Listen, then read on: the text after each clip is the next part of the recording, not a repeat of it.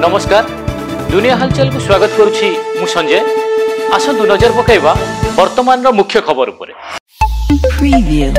महाराष्ट्र चांदगढ़ आसन रे विजयी स्वाधीन प्रार्थी शिवाजी पाटिल विजय उत्सव पालन बेले अग्निकांड से निज समर्थक गहन रे विजय उत्सव पालन करुवा बेले अग्निकांड घटी शिवाजी पाटिल समेत केतेक महिला शरीर पोड़ी जाइछि। उत्तर प्रदेश संबल सहर में जामा मस्जिद सर्वे कार्य को नहीं पुलिस और स्थानीय बासिंदा मध्य हिंसा एथिरे 3 जन साधारण लोकंकर मृत्यु घटिया बेले जनता आक्रमण में 30 जन पुलिस कर्मी समेत 50 जन आहत होइछन्ति एवं ए घटना 3 जन महिला समेत 15 जन को गिरफ्त करा जाइछि।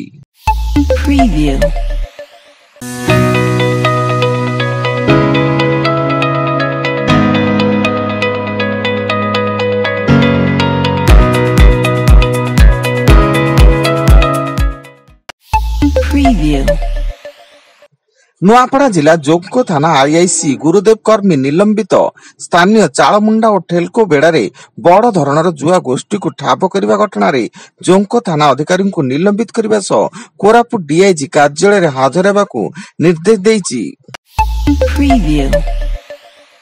बांग्लादेश नाबालिका को ओडिशा आनी यौन निर्यातना सह देह व्यवसाय नियोजित कराइबा घटना मधुपाटना पुलिस दलाल स्वामी और स्त्री को गिरफ्त करछि। सेमाने कटक सदर थाना अंतर्गत गोपालपुर अंचल रहुतबा राजस्थान रो भीरा गुजर चौधरी और jasmine. Preview. Audio Jungle.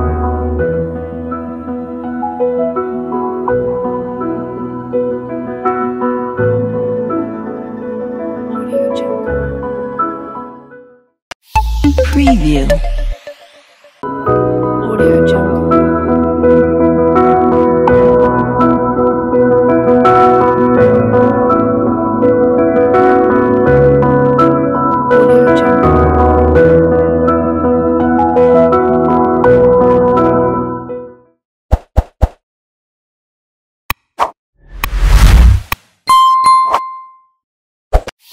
Preview.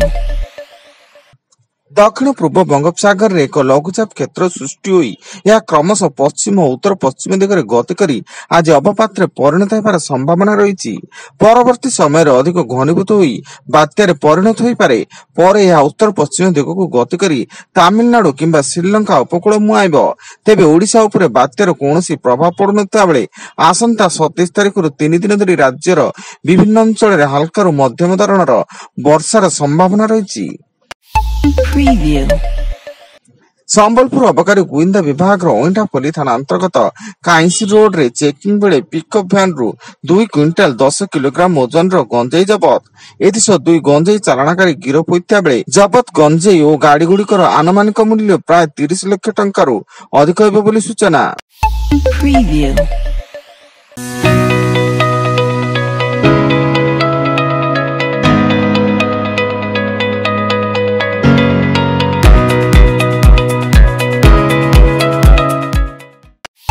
Preview.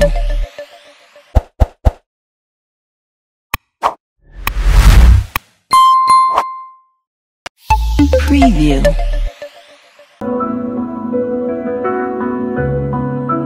Audio Jungle.